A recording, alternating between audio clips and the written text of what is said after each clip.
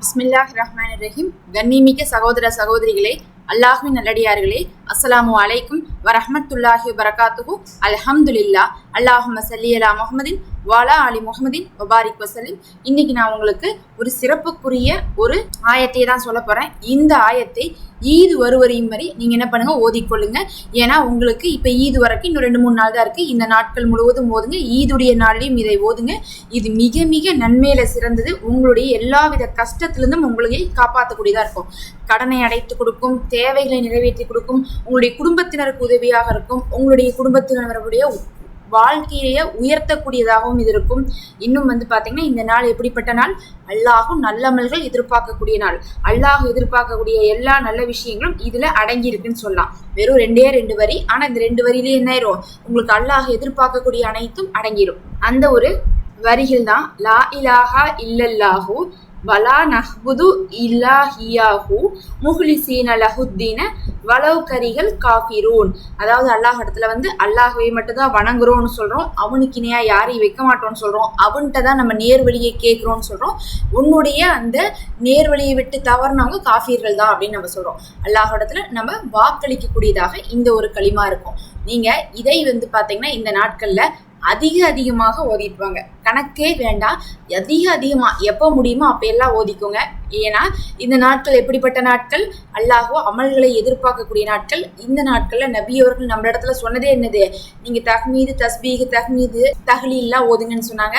அதுல வரக்கூடிய களிமாவாகிய வார்த்தைகளும் அல்லாஹுவை மட்டுமே புகழக்கூடிய வார்த்தைகள் இதுல இருக்கு.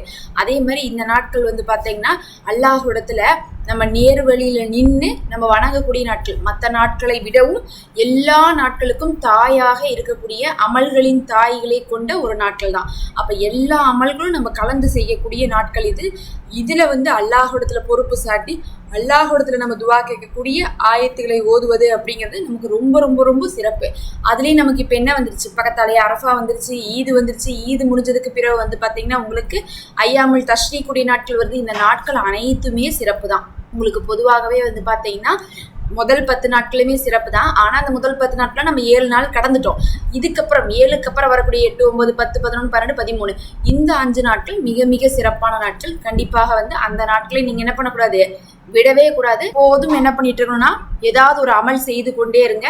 ரொம்ப முக்கியமாக இந்த நாட்கள்ல நீங்க பாவங்களை தடுத்துருங்க. கிட்டத்தட்ட பாத்தீங்கன்னா நமக்கு நாட்கள் முடிய போகுது. இனி அடுத்த வருஷம் தான் நமக்கு அரஃபா வரப்போகுது.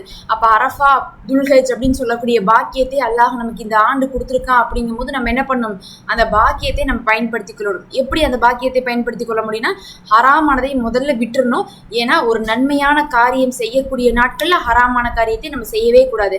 அப்ப இது நன்மைக்குரிய நாட்கள், நன்மைகள் செய்வதில் தலை சிறந்த நாட்கள். ஆனா இந்த நாட்கள்ல கூட நிறைய பேர் என்ன பண்றாங்க, ஹராமான விஷயத்தை கலந்து செஞ்சுட்டு இருக்காங்க. அதனால என்ன ஆகுதுன்னு பாத்தீங்கன்னா நன்மைகள் எல்லாம் கழிஞ்சிட்டு இருக்கு. அதுக்கு பதிலாக நீங்க என்ன பண்ணும், நன்மைகள்ல ஈடுபடக்கூடிய எண்ணங்கள் கொண்டவர்களாக இந்த மாதிரியான களிமா துவாக்கள் திக்ருகள் ஆயத்துக்கள்லாம் மனப்பாடம் பண்ணி வச்சு கொஞ்ச நேரத்துக்கு ஒரு தடவை அதை ஓதிக்கொண்டே இருந்தீங்கன்னா உங்களுடைய நினைப்பு உலக விஷயத்துக்கு போகாம காப்பாற்றப்படும். இன்னும் 2-3 நாள் தான்.